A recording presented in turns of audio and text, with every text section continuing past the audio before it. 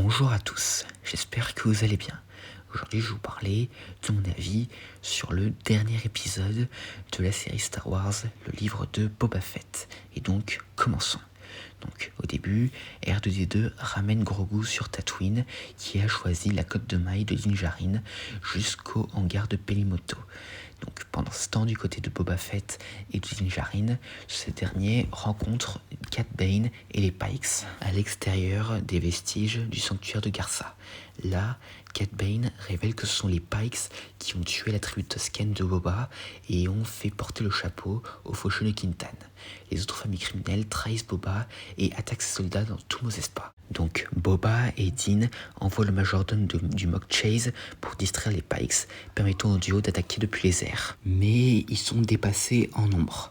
Mais heureusement, les citoyens de Freetown et les modifiés arrivent pour les aider. Mais le groupe est à nouveau submergé par deux droïdes Scorpenek blindés.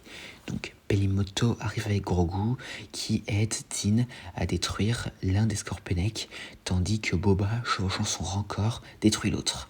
Donc Cad Bane revient et effraie le Rancor et bat Boba dans un duel au pistolet. Mais Boba le tue avec son bâton Galerfi. Donc Grogu réussit ensuite à calmer le Rancor qui s'était mis à faire des ravages. Et à Mos Eisley, Fennec Shand tue le chef des Pikes, le Mock Chase et les autres seigneurs du crime. Alors que Boba gagne le respect et l'admiration du peuple de Mos Espa, Din et Grogu s'envolent dans leur chasseur stellaire N1. Et dans une scène post-crédit, nous voyons Cobb Vanth se faire soigner dans le réservoir Bacta de Boba. Et c'est la fin. Alors, qu'est-ce que j'en ai pensé ? Alors, très clairement, cet épisode rattrape les deux derniers. Parce que là, ça se concentre enfin sur Boba, là. Parce que, très clairement, là, les deux précédents épisodes, c'était du Mando. Enfin, voilà, quoi.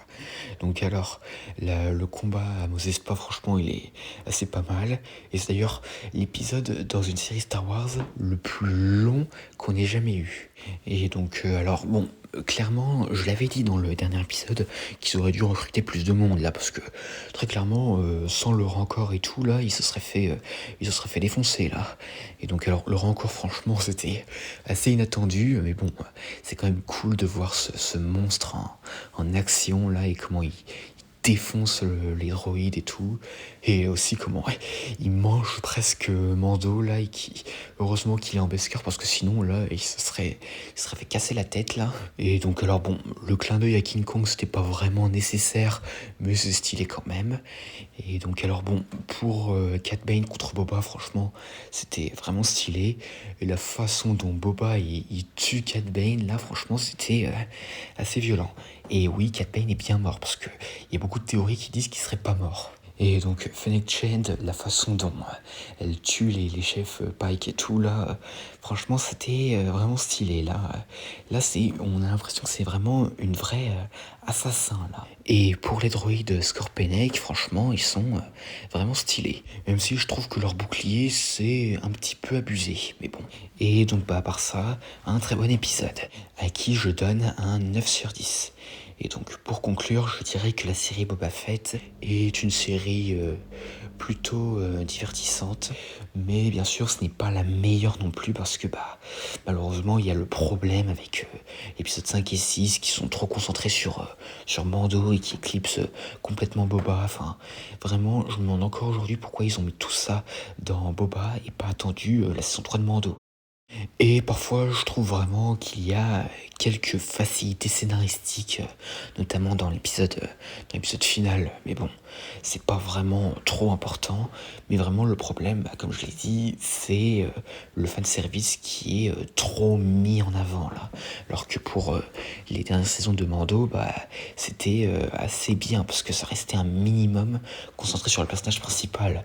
Alors que là, le caméo fanservice, là, il se concentre vraiment dessus et plutôt que sur le personnage principal. Mais bon, heureusement, quelques temps plus tard, on a eu Obi-Wan Kenobi qui nous a fait passer un très bon moment. Et donc à part ça, cette série Boba Fett, je lui donne un 7 sur 10.